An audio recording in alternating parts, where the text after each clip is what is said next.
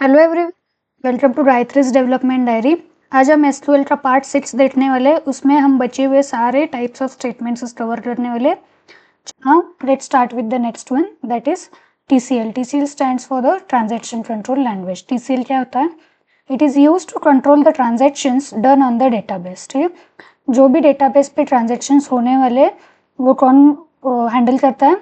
TCL handle करता है। In the DML operations perform on the database are known as the transactions such as insertion, updating and deletion. Okay, ये कहाँ पे use होता है? हम गूगल पे, फोन पे या फिर कोई भी ऑनलाइन ट्रांजेक्शन्स करते हैं तो उसमें ये सारे, उस डेटाबेस में ये सारे स्टेटमेंट्स यूज होते हैं। कौन कौन सा है? commit, rollback and save point. The very first is commit. This statement is used to save the transactions into the DB. ठीक है, हमारे DB में हमें अगर ट्रांजेक्शन सेव करने हो तो हम क्या करते हैं? कमिट यूज करते हैं। सिंटेक्स क्या होता है? बस कमिट कीवर्ड यूज करना है। एग्जाम्पल देखते हैं। पहले हमने एक वर्क प्लेस क्रिएट किया नेम एंड सैलरी का।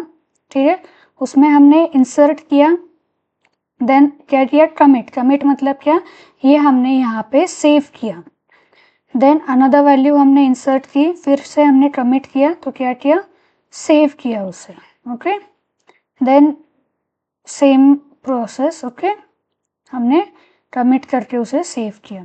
Then the next is update. Update किया गया T1 को, T1 update T1 set salary 1000। ठीक है, ये जो ए का जो सैलरी है उसको हमने सैलरी 1000 सेट किया और फिर से कमिट किया।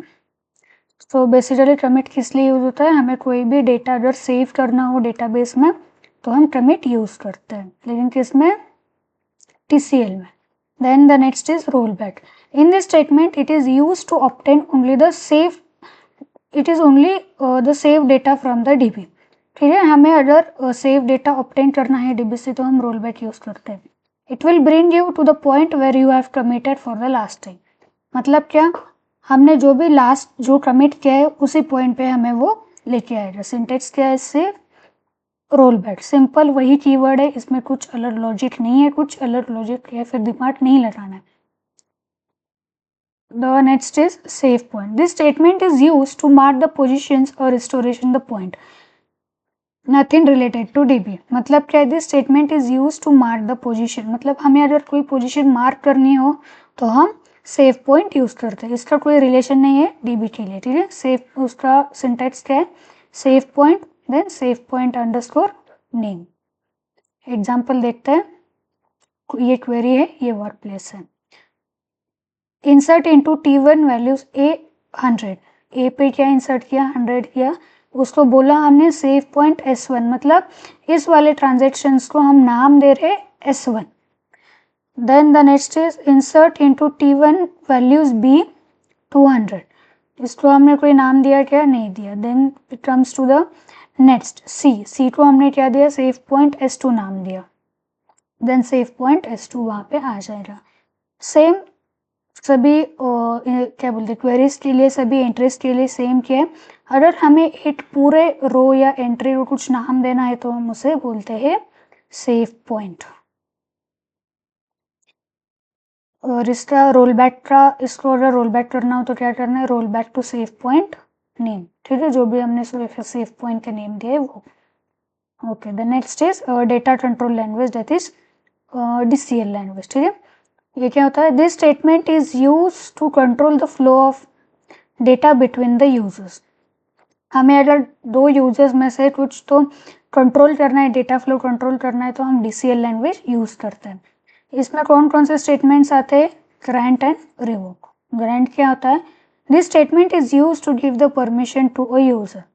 अगर हमें किसी यूजर को परमिशन देना है DB एक्सेस करने के लिए तो हम क्या यूज करते हैं? ग्रांट यूज करते हैं। उसका सिंटैक्स क्या होता है? Grant SQL statement and table name.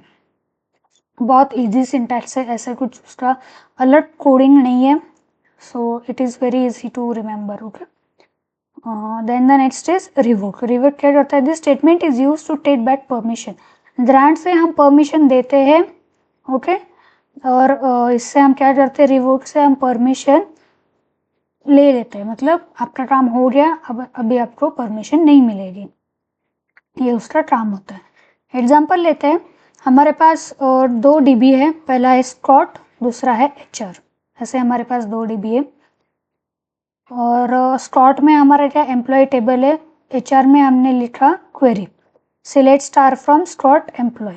ठीक है, मतलब हमें क्या करना है, HR के डेटाबेस को स्कॉट के डेटाबेस से एक्सेस चाहिए, मतलब HR स्कॉट का डेटाबेस एक्सेस कर सकता है। तो क्या करना पड़ेगा, परमिशन देनी पड़ेगी।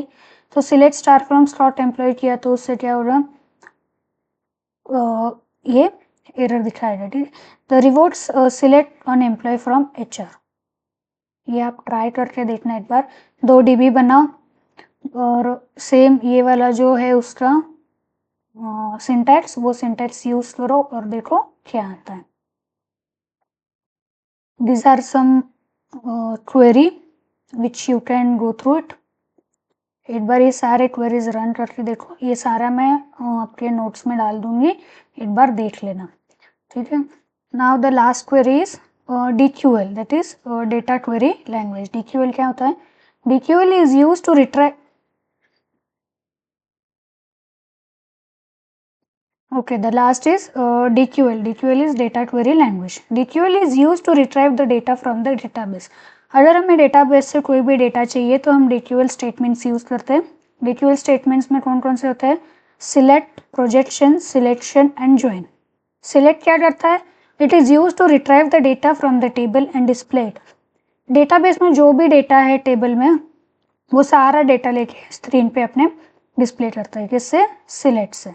प्रोजेक्शन, प्रोजेक्शन क्या होता है, it is the process of retrieving the data by selecting only the column is known as projection.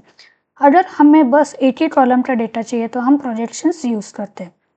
In projection all the records values presents in a particular column by default selected, by default वो select हो जाता है। Next is selection. It is the process of retrieving data by selecting both columns and rows। और select और select में difference क्या है, select क्या करता है, सारा डेटा जो भी टेबल में है वो सारा डिस्प्ले करता है, लेकिन सिलेक्शन क्या करता है, हम जो भी कॉलम या रो सिलेक्ट करते हैं बस वही डेटा हमें स्क्रीन पे दिखाई देता है। Next is join. It is the process of retrieving the data from multiple table simultaneously. अगर हमें मल्टीपल डेटा साइमल्टेनियसली रिट्राइव करना है तो हम ज्वाइन यूज करते हैं।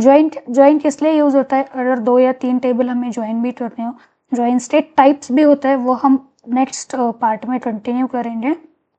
तब तक ये सारे नोट्स एक बार गो थ्रू कर लो। अगर कुछ डाउट हो तो कमेंट सेक्शन में पूछना, I will definitely reply. Till that stay connected, thank you.